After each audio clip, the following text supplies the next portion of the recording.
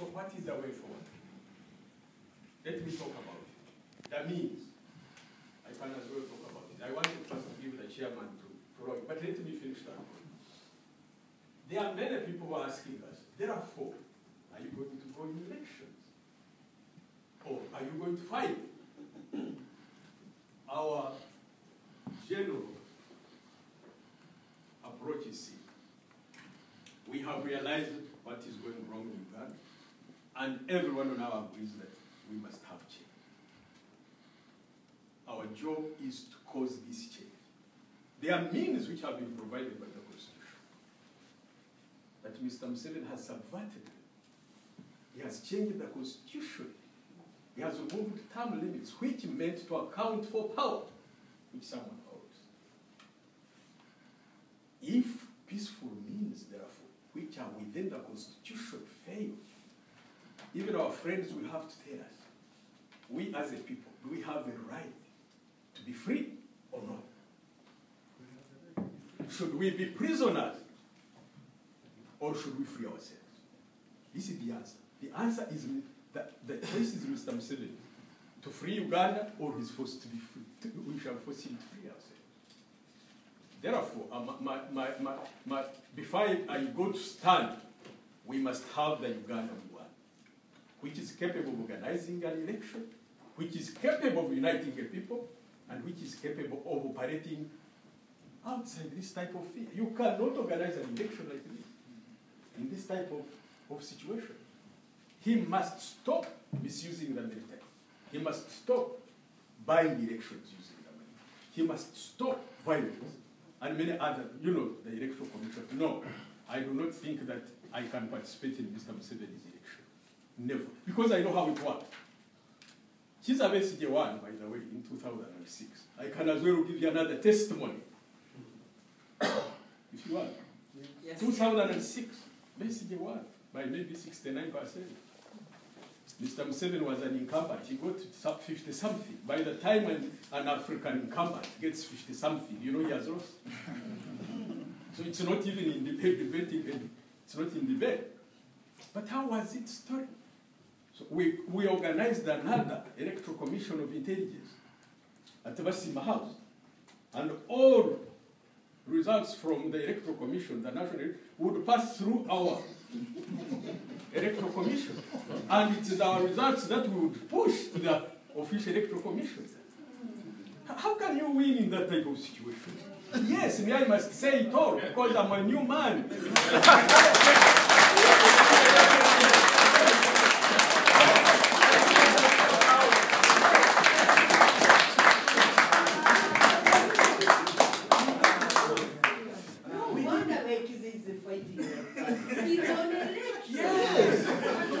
It's a waste of time.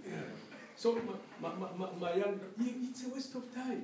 But we shall be deceiving our people. And Mr. Museveni has no democratic credentials. He has never had them. I was with him in the bush. I've been with him all along. I've told you all through my history. I have stood up to this undemocratic tendency. These are democratic tendencies. You hear some of our neighbors are in the ICC. Mr. Museveni should go to ICC like a Taylor. Taylor went to ICC because of his role in Sierra Leone. At one time, I went there to represent someone. There was some work I was in Sierra Leone. So he participated in that violence in Kenya. That gentleman participated in that violence. That's why the people in Kenya uprooted the railway station, the rails of going to Uganda, in Kisumu, and also in Nairobi, the Kibera. They knew the Ugandan part, which we had played, sending people. So he should go and answer. It cannot be root alone. Mr. Museveni should go to ICC and answer. When Mr. Museveni... What about his involvement in DRC?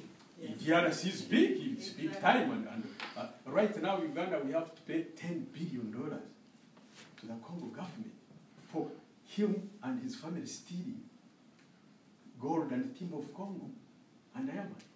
And shamelessly, we shall pay as a government. Yes, 10 billion. He has no democratic. When President Garang I can give you this story. They were going for a referendum.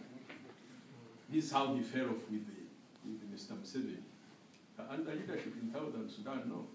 So Mr. Museveni tells Mr. Garang, he says, we must win this referendum at any cost. So the latest team, and then he said, you know, I can give you 2 million of my bachiga. That's how he called it. I can give you 2 million of my bachiga. They go there and they will fix things for us.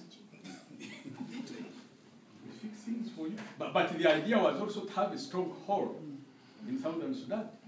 But imagine that I give you my bachiga in Southern Sudan. Bachiga is a tribe. I'm one of them. In Uganda. So he had already programmed. How can such a person be a demo? I wouldn't have gone. How?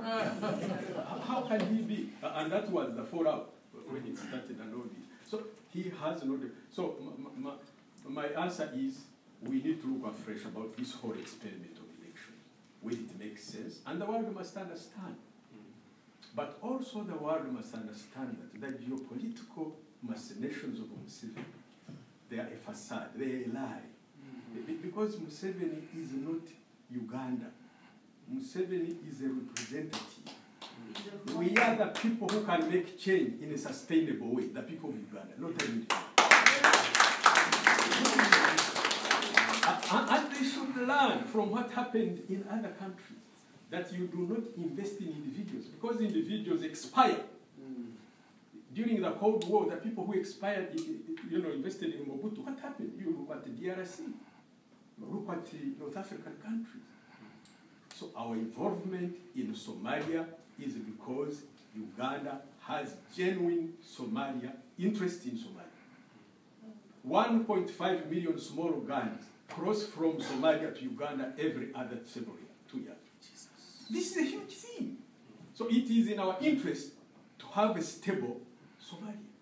So no one should tell us that if Mr. Museveni is not there, then Somalia will go. No, we shall do our job, because we too have interests, not Mr. Museveni.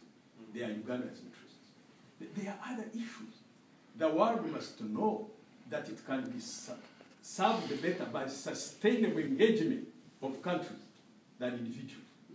That individuals subvert the movement of history and cause instability. If unstable countries were the best for Western, for instance, cooperation, why is it that their volume of trade, their relations are higher with countries which are stable? Look at Asia, look at everywhere. So it means the African state, which is stable, must be redressed in order to make sure that there is a genuine, sustainable progress in the world. And the West also must know that an unstable Africa is bad for the world. These strong men don't ensure this stability. Because, for instance, I can tell you that by 2040, the forest cover in Uganda will be finished. What does that mean? It means drought, undermining of food security. Some of the lakes in Africa have dried, like Lake Chad and other. Lake Victoria is shrinking. If the water sources are good, yet Mr. Museveni is building dams every day, hydroelectric system dam, but he's cutting forests. So he does not understand the relationship between the environment and power generation. Absolutely, he doesn't understand. So West will have immigration, West will have wars, West will have unstable areas in which terrorism will be germinating every day. It is in the interest of the West to invest in sustainable peace and stability and security. They cannot demand for anything less, because then their interest will not be, because they also have national interest. And it's not lost on us. But they must know that those interests can be served with stable countries, well-governed, with institutions, because that's the only sustainable experiment. Therefore, that is another angle which I wanted to talk about. The rest are details. FUF, other than unity, it has brought in a new ideology of broad-basedness. Broad-based beyond groups. including even NRM, who are, you see, this is a new movement which recognizes the innocence of people. We begin with innocence before we project guilt. This is our approach. Therefore, even those people in NRM, they need to come and be safe against themselves. And we are going to work with them. And we will have the opposition.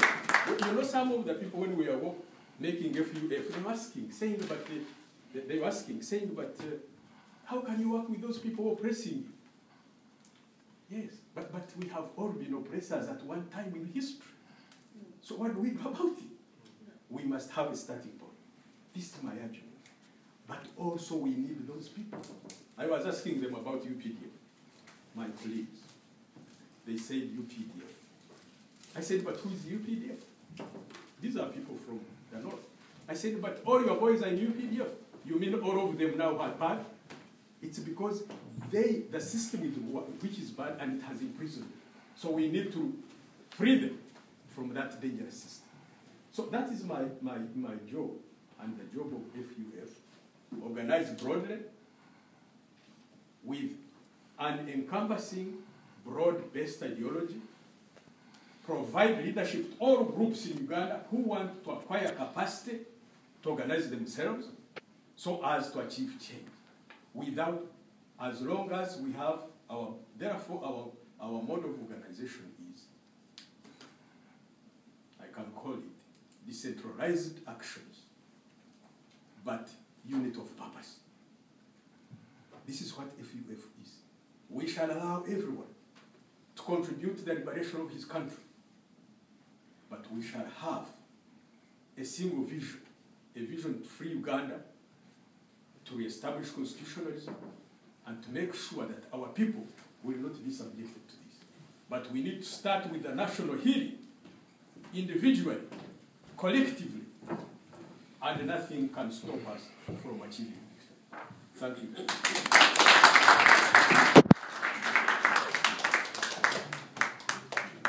Thank you, David, for